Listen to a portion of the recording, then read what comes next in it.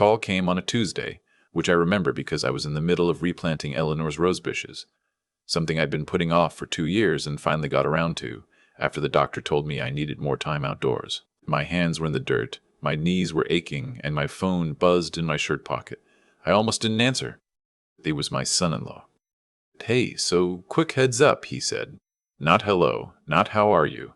Just straight into it, like he was leaving a voicemail for someone he owed nothing to. Vivian and I are driving up Friday. I've got some buddies coming too. Maybe 15, 16 people. We'll need the guest rooms set up and the dock clear. We're planning to stay through the end of the month.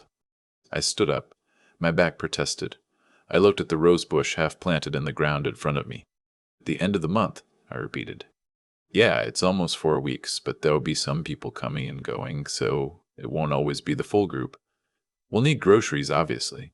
Nothing fancy. Beer, mostly. Oh, and get the boat serviced. The engine was rough last time." The last time he was at my lake house, he broke a window trying to throw a football indoors, drank every bottle of wine I'd been aging for a decade, and left without saying goodbye. "I'll need a few days to think about this," I said. He laughed. Genuinely laughed, like I'd said something cute. "Don't overthink it, Norm. It's a family place. We're family. We'll be there Friday afternoon." He hung up. I stood in my garden, holding a trowel, and looked out at the lake through the tree line.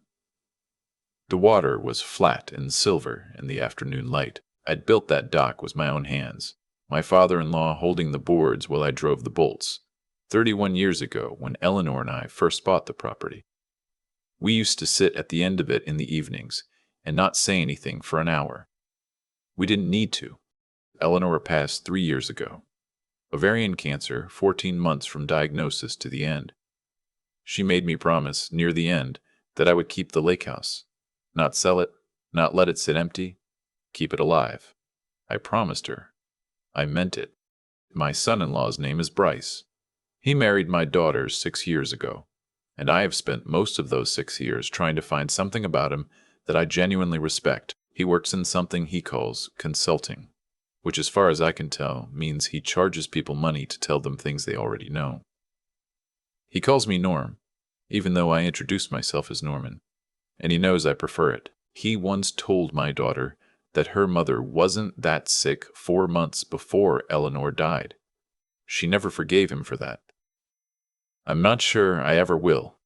My daughter, Hallie, is not a bad person. She is a person who chose poorly and has been slowly realizing it, and I think that process is almost complete. I love her more than I know how to say, which is why I did not call her after Bryce hung up. I called my attorney instead. His name is Roland Beckwith. He's been handling my affairs for over 20 years, took over the property documentation when Eleanor and I set up the living trust. I explained what had happened and what I was thinking. There was a long pause on the other end. "Norman," he said carefully, "what exactly are you planning?" "I want to know what my options are," I said. He talked for a long time. I listened carefully. When we were done, I drove into town and made 2 more phone calls. Then I went home and started making a list. I did not call Bryce back to tell him not to come. That was deliberate. There's something people like Bryce don't understand about men like me. We grew up being told that anger is a thing you put away, that you handle your problems quietly, that you don't make scenes. For most of my life, I took that to mean I should tolerate things I shouldn't have tolerated and say nothing, and wait for people to figure it out on their own. I was wrong about that. Quiet isn't the same as passive, and sometimes the most devastating thing you can do is let someone walk into exactly what they think they want. By Thursday evening, I had done the following. First, I called a property management company I had used once before when I briefly considered renting the lake house after Eleanor passed.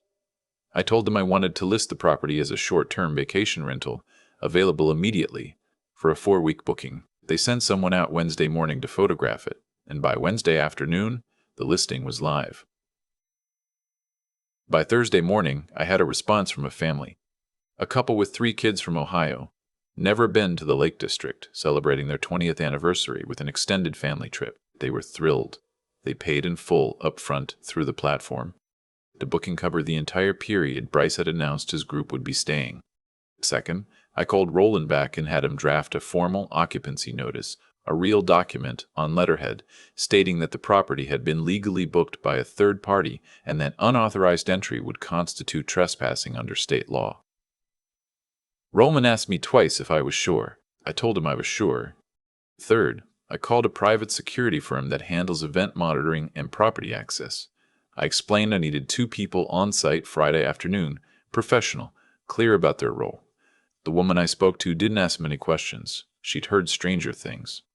Fourth, I drove to the lake house Wednesday afternoon, and I walked through every room. This part took longer than I expected because every room has something of Eleanor's in it, a piece of pottery she made in her ceramics phase, a quilt her mother sewed, the photo on the mantel of the 2 of us at Niagara Falls the summer before we got engaged, her laughing with her head thrown back, completely herself. I didn't move those things. They belong there. What I moved were the things Bryce had damaged or disrespected before, the good wine, the boat key, the spare electronics. I also spoke to the caretaker, a man named Gil, who has looked after the property for 8 years, and who, when I explained the situation, said only, "About time," and shook my head once. I asked Gil to be present Friday afternoon as well. I drove home Thursday evening and I sat in Eleanor's reading chair, the one by the window that still smells faintly like her if the house has been closed up, and I thought about whether what I was doing was too far. That's the question I always ask myself. My son used to say I never went far enough. Maybe he was right. Maybe there's a version of this where I'd called Bryce on Tuesday and said, "No, don't come," and that would have been the end of it. But I've said versions of no to Bryce for 6 years. I said no to him borrowing money, and he asked Hallie instead, and she gave it to him. I said no to him using the lake house for a bachelor party 4 years ago, and he went around me and got Hallie to call and ask, and I felt like the villain for saying no again. There is a certain kind of person who hears no as an opening position in a negotiation. The only language they truly understand is consequence.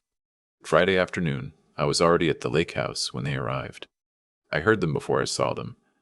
The sound of multiple cars on the gravel, doors slamming, voices loud with the specific energy of people who are already on vacation in their heads before they've even arrived anywhere. I was sitting on the dock with a cup of coffee, and I didn't move. Bryce came around the side of the house first. He was wearing a quarter zip that probably cost more than my first car, and he had the confident walk of a man who has never once questioned whether he belongs somewhere. "Norm," he called out when he saw me, "you didn't have to wait for us." Behind him, people were streaming out of cars. I counted 11, then a few more. Coolers, bags, a portable speaker already playing something with too much bass. My lake, my dock, my quiet. I stood up slowly, the way a man my age stands up when he's been sitting for a while. I set down my coffee.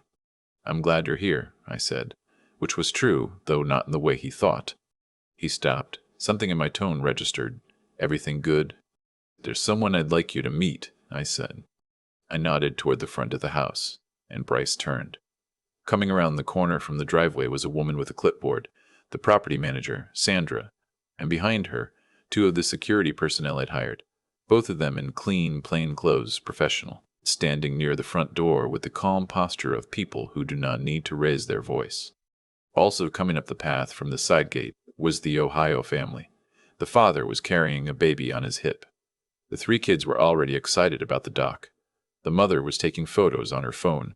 Bryce turned back to me with an expression I had been imagining for 6 years. "What is this?" he said. "This property has been formally booked through a registered rental platform for the next 4 weeks, I said. "Paid in full." The booking confirmation went through Tuesday evening. I pulled a folded paper from my jacket pocket, a copy of Roland's occupancy notice, and held it out to him. "This is the formal notice. You're welcome to have your own attorney review it." He didn't take the paper. "You're joking. The main access code has been changed for the tenants. The security team is here to assist with the transition. You and your guests are welcome to use the dock area for another 20 minutes to gather your things." I looked at him steadily. "I'm not joking, Bryce." The group behind him had gone quiet. The portable speaker was still playing. Someone reached over and turned it off. What happened next took about 40 minutes, and I am not going to pretend it was comfortable.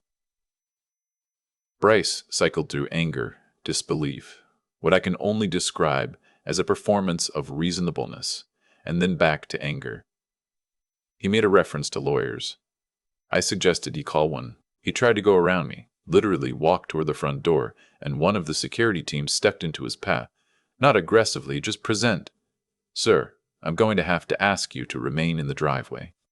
I watched Bryce understand, for the first time in perhaps his life, that he had arrived somewhere and was not going to be accommodated. His friends were already leaving. They'd arrived in caravan, 3 cars, and one by one, they drifted back to those cars, with the quiet embarrassment of people who realize they've walked into something they don't want to be part of. I didn't speak to any of them. I stood near the dock and waited. Hallie arrived 45 minutes into it. She'd been in the second car. She told me later she'd been sleeping for most of the drive and woke up to Bryce calling her in a panic. When she came around the corner and saw the scene, the security team, the Ohio family settling into the porch, Bryce red-faced in the driveway with a piece of paper in his hand, she stopped completely. She looked at Bryce. She looked at me. I didn't say anything. She looked at the Ohio family. The mother was helping her youngest with a juice box on the porch steps. The kids were asking Gil if they could see the boat. Dad, Hallie said. Hi, sweetheart, I said. She walked across the driveway to me. Her face was doing something complicated. Did you know he was going to do this? She asked. She wasn't angry. She sounded tired. She sounded like someone who has been tired for a long time. He called me Tuesday, I said. He told me he was bringing 16 people and to have the place ready by Friday. She closed her eyes for a moment. He told me you'd said it was fine. That was the moment. Not the confrontation, not Bryce in the driveway. That moment right there. I watched my daughter absorb what I just said, cross-reference it with everything she already knew, and land somewhere she'd probably been trying not to land for a while. He told me you said it was fine, she said again, quieter to herself more than to me. I didn't say it was fine, I said. I said I needed a few days to think about it. He told me not to overthink it, and hung up. She opened her eyes and looked at her husband. He was on the phone now, walking in circles near his car, one hand on top of his head. She watched him for a long time. I'm sorry, Dad, she said. I'm so sorry. You don't need to apologize, I said. You didn't do anything wrong. She took a long, slow breath. I want to sit on the dock. The tenants have primary access, I said. But I asked Gil to keep the far end of the dock available for family. She almost smiled. You thought of everything. I'm 64 years old, I said. I've learned to think ahead. We sat on the dock for a while after that. Bryce tried once more. Came down to the water's edge, spoke in a low, controlled voice about how this was an overreaction, how I was creating a rift in the family, how we needed to discuss this like adults. I let him finish. Then I told him that the property was legally booked, that he was welcome to come back in a month, and that I'd be happy to discuss visitation access to the lake house once we'd had a longer conversation about boundaries and respect. He left 20 minutes later. His friends had already been gone for an hour. The Ohio family had a wonderful first evening. The kids caught something off the dock around sunset. Small, nothing worth keeping, but they were ecstatic. The father came and found me to say thank you, that the property was even more beautiful than the photos. I told him to enjoy every minute of it. I drove home that night and sat in Eleanor's chair again. The house was quiet. Outside the window, the maple in the front yard was doing what it does in early September, thinking about turning. I thought about my daughter, what she'd said on the dock. Not the apology, but the look on her face when she understood that her husband had lied to her. Not once, not by accident, but as a strategy. That's when things become visible that you can't unsee. 3 days later, Hallie called me. She didn't talk about the lake house. She asked if she could come for dinner, and I said yes. And when she arrived, she had a look on her face I hadn't seen in years. The look she had as a young woman when she was about to make a decision she'd already fully committed to. She ate dinner, she helped me clear the plates, and then she sat down at the kitchen table and told me she'd made an appointment with a family attorney on Monday. I didn't ask her to elaborate. I just said okay. She stayed until late that night. We talked about her mother. We talked about a trip we used to take every August when she was a kid, up to the mountains. Just the three of us, Eleanor packing sandwiches the night before, and Hallie asking every 15 minutes how much longer. We laughed more than we'd laughed in years. Before she left, she stood in the doorway and looked at me with the same complicated expression she'd had in the driveway. "Why didn't you just say no?" she asked. "When he called, why didn't you just tell him no?" "I asked myself that same question," I said. "And the honest answer is, if I had, you would have been caught in the middle. You would have gotten a different version of what happened. You would have watched me say no, and watched him play the victim, and you would never have seen what I saw in that driveway." She thought about that for a long moment. "You needed me to see it," she said. "I didn't plan it for you," I said. "But yes, I think you needed to see it." She nodded slowly. She hugged me longer than usual before she left. I watched her taillights disappear down the road, and then I stood on the front porch for a while in the September air. The maple was still thinking about turning. A few stars had come out. I have spent a long time believing that keeping the peace meant absorbing the cost of other people's poor behavior. That being a good father meant staying quiet when I should have spoken. That love meant making room, even for people who didn't deserve room in the spaces I'd built with my own hands for the person I loved most. I don't believe that anymore. That lake house was built on 30 years of Saturday mornings and date nights that ran long in arguments we resolved by morning, and a kind of love that doesn't translate well into words, but shows up in the wear on a dock, and the placement of a reading chair, and the reason I still plant the rosa bushes every spring, even though she's not here to see them bloom. Nobody gets to walk into that with 16 friends and a portable speaker and treat it like a resort they're entitled to. Nobody gets to lie to my daughter about what I said. And nobody gets to make me feel like the villain for finally saying so. Roland sent me a thank you note the following week, which is not something attorneys typically do. He said it was the most satisfying property dispute he'd ever been part of, even though no actual dispute arose. The rental agreement was clean, the notice was proper, and Bryce's one call to his own attorney had apparently gone nowhere. Roland put a small smiley face next to that last part, which surprised me. I didn't know he did that. The Ohio family extended their stay by a week. They sent me a card afterward with a drawing the youngest had done of the lake, crayon blue with a yellow dock and a small figure standing at the end. They wrote in the card that it was the best vacation they'd ever had. I put the card on the mantel, next to the photo of Eleanor laughing at Niagara Falls. I think she would have liked that. I think she would have liked all of it, honestly. The planning, the patience, the way things unfolded exactly the way I needed them to. She always said I had a gift for timing. I told her I just paid attention. She said that was the same thing. The rose bushes came up beautifully that fall, by the way. Best they've looked in years. The rose bushes came up beautifully that fall. I keep thinking about that. Not about the driveway confrontation. Not about the look on Bryce's face when the security team stepped in front of him. Not even about Roland's note with that small, surprising smiley face.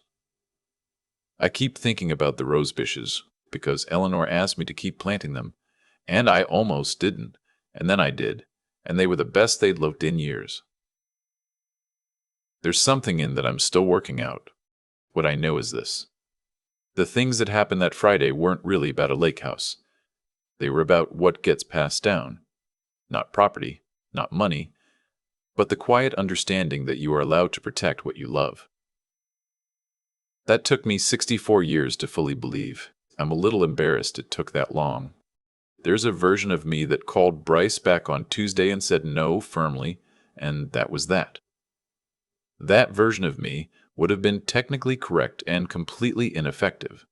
Bryce would have worked around it. Hallie would have been caught in the middle, hearing two different stories, not knowing who to believe. Nothing would have changed except the shape of the problem. What changed things wasn't my anger. I didn't have much anger. Honestly, mostly just a very clear sense of what was right. What changed things was thinking it through, taking the time to understand what the situation actually required, not just what felt satisfying in the moment. That's something I learned late, too. Reacting fast is easy. Thinking past the first move is the harder discipline, and the more useful one. Hallie called me a week later and told me she'd made an appointment with a family attorney. She didn't ask for my opinion. She didn't need to. She'd seen what she needed to see, and she was doing what needed to be done. I have never been prouder of her, and I told her so. She cried a little. I pretended not to notice, which is a kindness I learned from her mother. The thing about staying quiet for too long is that it doesn't protect anyone. I thought I was keeping the peace. I was just delaying the reckoning and making myself smaller in the process, standing firm. Really standing firm. Not just saying firm words, but building a firm position and holding it. That's not stubbornness. It's integrity. It's knowing what you owe yourself and the people you love, and refusing to negotiate it away because the conversation would be uncomfortable. There's a drawing on my mantel now, next to Eleanor's photo. A crayon lake, blue and slightly lopsided, with a yellow dock. The Ohio family's youngest drew it. He was 4 years old, and he'd never seen a lake before, and he thought it was the greatest thing in the world. I think about that sometimes when I'm sitting in Eleanor's chair. About how a place can mean everything to one person and nothing to another, and how the difference isn't about the place at all. It's about whether you were paying attention while you were there, whether you were present enough to let it matter. I was present for 30 years on that dock. I intend to be present for whatever comes next. The rose bushes are already budding again this spring. I think they're going to be even better than last year.